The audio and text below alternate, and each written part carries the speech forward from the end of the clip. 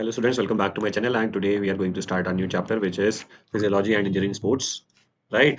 तो physiology, logy जो word होता है उसका मतलब होता है स्टडीइंग समथिंग और फिजियो से आप समझेंगे यहाँ पे फिजिकल बोलते हैं ना फिजियो फिजिकल किसका किसका एक इंसान का होता है फिजियो यहाँ पे उसके अब यहाँ पे इंसान की बात हो रही है तो यहाँ पे उसकी बात हो रही है सिस्टम्स की that how does his body works how does various organs work how does various systems work in the body उसकी हम स्टडी करेंगे और इंजरीज कौन कौन सी होती है और इस पूरे वर्ड का और इनका क्या रिलेशन है इस वर्ड से जो कि है स्पोर्ट्स। ठीक है तो स्टार्ट करते हैं। अब भैया स्पोर्ट्स की बात हो रही है तो इंसान बड़ा फिट होना चाहिए कोई भी स्पोर्ट खेलने के लिए, इसको हम कहते हैं फिजिकल फिटनेस। और फिजियोलॉजिकल फैक्टर्स जो कि डिटरमाइन करते हैं किसी की फिजिकल फिटनेस को, और फिजिकल फिटनेस के भी अलग अलग कंपोनेंट्स होते हैं जैसे कि strength, right, endurance, speed, flexibility, etcetera etcetera etcetera etcetera.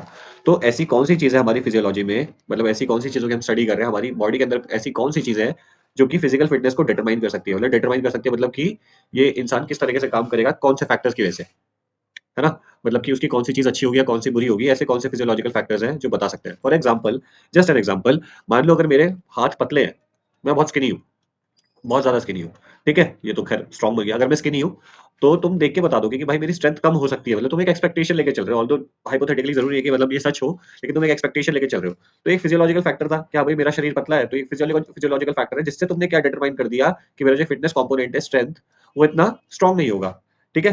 तो अभी उस बारे में बात करते हैं जो अलग-अलग फिजियोलॉजिकल फैक्टर्स हैं, उसका हमारे जो शरीर की कुछ-कुछ चीज़ें अलग-अलग जैसे कि स्केलेटल मसल्स हमारे शरीर की चीज़ है, वो कैसे उसको डिटरमाइन करती है, ठीक है? उससे पहले जान लेते हैं कि एक्सरसाइज फिजियोलॉजी क्या होता है। एक्सरसाइज फिजियोलॉजी बस इतना होता है कि हमारी बॉडी कैसे रिस्पॉन्स करेगी एक्सरसाइज पर, ठीक है? In the human body we majorly study skeletal, muscular, nervous, endocrine, cardiovascular, metabolic, respiratory, digestive, urinary और पता नहीं कौन-कौन से सिस्टम्स, ठीक है? जो कि एक्सरसाइज से अफेक्ट होते ही हैं। उसके बारे में हमारा फिजियोलॉजी बात करता है। अभी आ जाते हैं फैक्टर्स पे। तो सबसे पहले हम बात कर रहे हैं स्केलेटल मसल्स फैक्टर। अब भैया जब भी हमारी हड्डी होती है उसके ऊपर हमारी क्या होता है? मांस होता है, मसल जिसको हम कहते हैं। तो ये दोनों आपस में कनेक्टेड होते हैं ना। ऐसा तो नहीं कि भाई कि मतलब कोई चीज़ है और उसको बस ऐसे ही लपेट दिया है मांस से, ऐसा तो नहीं होता ना। वो कहीं न कहीं कनेक्टेड होते हैं जिसको हम स्केलेटल मसल्स कहते हैं। ठीक है? स्केलेटल मसल्स कहते हैं। तो इसलिए हम यहाँ पे दोनों को साथ में लेके चल रहे हैं। तो ये मसल फाइबर से बनी होती है, जो स्केलेटल मसल्स होती है। ये आ ही गया वो वर्ड, स्केलेटल मसल्स आ गया। मसल फाइबर से बनी होती है जिनकी 2 कैटेगरी होती है, स्लो ट्विच फाइबर्स जिसको हम टाइप 1 भी कहते हैं, पेपर में आता है कि स्लो ट्विच फाइबर को हम क्या कहते हैं, तो टाइप 1 कहते हैं या फिर रेड मसल फाइबर कहते हैं। कौन-सी? रेड। और फास्ट ट्विच मसल फाइबर्स को हम टाइप 2 कहते हैं, इसको हम व्हाइट मसल फाइबर भी कहते हैं। ठीक है? ज़्यादातर लोगों में दोनों का ही कॉम्बिनेशन होता है फास्ट एंड स्लो का, है ना? बट ये इसका जो प्रोपोर्शन है कि कौन-सी किसमें ज़्यादा होगी, वो जेनेटिक्स पे, हार्मोन्स पे और हैबिट ऑफ एक्सरसाइज पे डिपेंड करता है। ठीक है? अब इससे क्या होता है, इससे फ़र्क पड़ता है एक इंसान के स्ट्रेंथ पे, एंड्योरेंस पे और उसकी स्पीड परफॉर्मेंस पे। स्पीड परफॉर्मेंस पे कैसे फ़र्क पड़ता है, बात ये जान लो आसान सी, कि जो हमारी स्लो ट्विच मसल फाइबर है, स्लो से समझ आ रहा है, वो हमारी स्लो कॉन्ट्रैक्शन और एक्सपेंडेशन करती है। वो स्लो कॉन्ट्रैक्ट होती है और एक्सपेंड होती है। तो जब वो स्लो कॉन्ट्रैक्ट और एक्सपेंड एक्सपेंड होती है, तो इसका मतलब वो कम एनर्जी यूज़ कर रही है, यूजिंग लेस एनर्जी, ठीक है? तो क्या होता है कि अब कोई चीज़ कम मतलब धीरे कॉन्ट्रैक्ट और धीरे एक्सपैंड हो रही है, तो वो स्लो होगी। क्या होगी वो? स्लो होगी। वो स्लो होगी तो स्पीड परफॉर्मेंस भी हमारी स्लो हो गई, ठीक है? स्पीड परफॉर्मेंस भी हमारी स्लो हो गई। लेकिन क्या हुआ कि अब वो स्लो काम कर रही है, वो कम एनर्जी यूज़ कर रही है, तो मतलब वो ज़्यादा देर तक काम कर पाएगी, ज़्यादा देर तक काम कर पाएगी। तो क्या होगा, उस इंसान का एंड्योरेंस ज़्यादा होगा। वहीं अगर मैं बात करूँ फास्ट ट्विच मसल फाइबर की, तो वो जल्दी एक्सपैंड और जल्दी कॉन्ट्रैक्ट होती है। तो क्या होगा कि वो जल्दी काम कर रही है, तो वो एनर्जी ज़्यादा यूज़ करेगी, है ना? ज़्यादा एनर्जी यूज़ करेगी इसका मतलब कि और वो फ़ास्ट काम कर रही है तो उसकी स्पीड ज़्यादा होगी। लेकिन वो क्या होगा, वो जल्दी थक जाएगी तो उसका एंड्योरेंस कम होगा और स्पीड परफॉर्मेंस ज़्यादा होगी। ठीक है? ये स्केलेटल मसल ऐसे अपना रोल निभाती है। अब आ जाओ अगले फैक्टर पे। अभी आज बस इन्हीं फैक्टर्स के बारे में बात करेंगे। डीप इसमें अगली क्लास में देखते हैं कब जाना है। अब जैसे ये देखो स्लो ट्विच मसल फाइबर जो हमारे लॉन्ग डिस्टेंस रनर्स हैं, लॉन्ग डिस्टेंस जो हमारे रनर्स हैं, उनमें slow twitch muscle fibre 70 to 80% होता है और फास्ट ट्विच 20 टू 30% होता है। इसका अपोजिट आता है स्प्रिंटर्स में, जो इसका अपोजिट होते हैं। ये फास्ट मतलब तेज दौड़ते हैं, तो इनको क्या कहते हैं कि इनको फास्ट ट्विच मसल फाइबर ज़्यादा चाहिए, और जो नॉन एथलीट्स होते हैं उनमें कहीं न कहीं बराबरी होती है दोनों चीज़ें।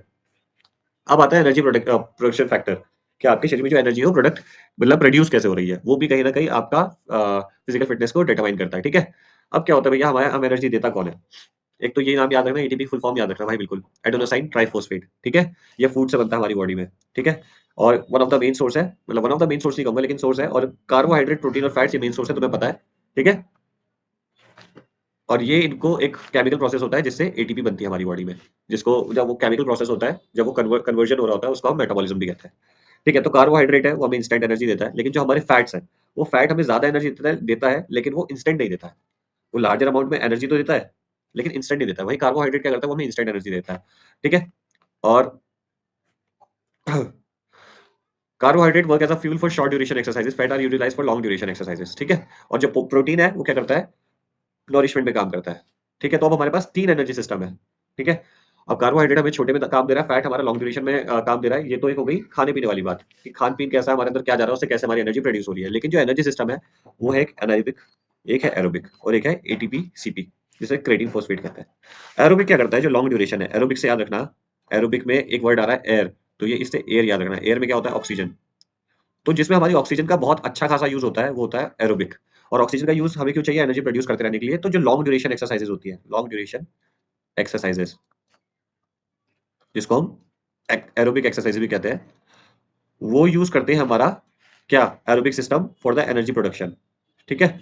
और वहीं हमारा जो अनएरोबिक होता है, उसमें ऑक्सीजन का इतना यूज़ नहीं होता है। तो ये शॉर्ट ड्यूरेशन, ये स्पेलिंग गलत है, अनएरोबिक सिस्टम। ये उतनी लॉन्ग ये शॉर्ट ड्यूरेशन होती है और इसमें ऑक्सीजन का उतना यूज़ नहीं होता है। ठीक है? उसके बाद आता है हमारा एटीपी-सीपी। एटीपी-सीपी क्या करता है भैया, जितने इसमें शब्द हैं, इसका इसको मल्टीप्लाई कर दो, 5 शब्द है ना, 10 सेकंड से जो छोटी वाली हमारी एक्सरसाइज़ेज़ होती है, ठीक है? जो इमीडिएट होता है, उसके लिए हमें एनर्जी प्रोवाइड करता है। ठीक है? तो aerobic long duration, anaerobic short duration और ATP, CP is for the less than 10 seconds.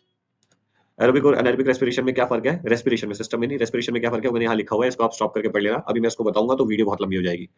ये मैंने वैसे ही आपके लिए ऐड ऑन कर दिया। Metabolism is the process of overall energy transformation, energy transformation occurring in the body. ठीक है? उसको कहते हैं। वहीं हमारा एनाबॉलिज्म आता है, is the process where the simple molecules combine to generate complex molecules. और कैटाबॉलिज्म होता है, is the process of breakdown of food and stores to produce energy for work. ठीक है? इसके बाद हमारा कार्डियोरेस्पिरेटरी फैक्टर आता है। तो अब तक हमने कर लिया स्केलेटल मसल वाला, उसके अलावा हमने कर लिया एनर्जी सिस्टम वाला। हमारा लास्ट है, I don't know, let me check. हाँ, लास्ट है फिलहाल के लिए कार्डियो रेस्पिरेटरी फैक्टर। ठीक है? कार्डियो रेस्पिरेटरी से, कार्डियो से याद रखना भैया, आपका हार्ट। हार्ट क्या करता है, blood pump to the body. और रेस्पिरेटरी मतलब सांस लेना, और ये कौन करता है, लंग्स का इसमें रोल है, रेस्पिरेशन सिस्टम का बेसिकली, लेकिन लंग्स मैंने यहाँ पे मेंशन कर दिया। अब होता क्या था, डिमांड फॉर एनर्जी इंक्रीजेस, आपकी एनर्जी आपको ज्यादा चाहिए। ठीक है? And meet the demand, oxygen is required in appropriate volume to achieve the same. अब क्या होता है भैया, आपको एनर्जी चाहिए तो सही, उसके लिए आपको ऑक्सीजन चाहिए। तो यहाँ पे हमारा कार्डियोवास्कुलर सिस्टम और रेस्पिरेटरी सिस्टम साथ में काम करता है, क्योंकि अब जब हमारे हार्ट ने ब्लड भेजा है लंग्स के पास, ब्लड जो हमारा लंग्स के पास गया है, उसने तो भेज दिया अपना काम ठीक करके, कार्डियोवास्कुलर सिस्टम ने। इसको पहले मिटा देते हैं। कार्डियोवास्कुलर सिस्टम ने अपना काम तो ठीक करके भेज दिया है ब्लड लंग्स के पास।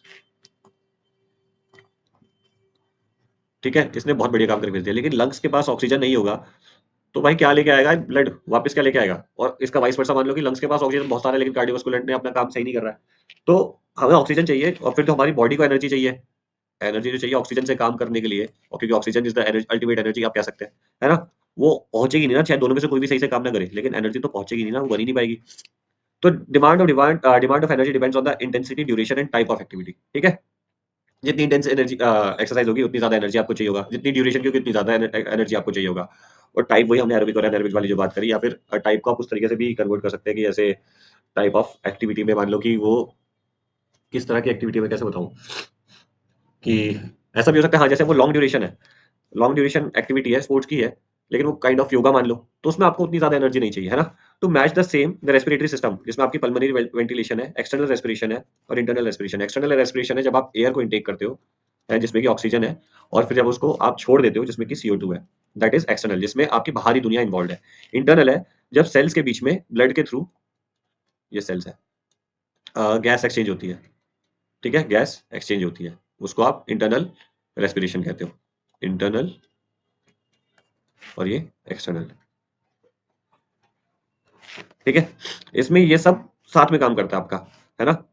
The cardiovascular response to exercise directly proportional to the demand of the skeletal muscles for oxygen. ठीक है? कार्डियोवास्कुलर का जो रिस्पॉन्स है वो उसी हिसाब से होगा, जिस हिसाब से आपको ऑक्सीजन चाहिए होगी, वो उसी हिसाब से काम करेगा। जब आप तेज काम करते हो तो आपके दिल की धड़कनें तेज हो जाती है, क्योंकि वो रिस्पॉन्स उस हिसाब से देता है।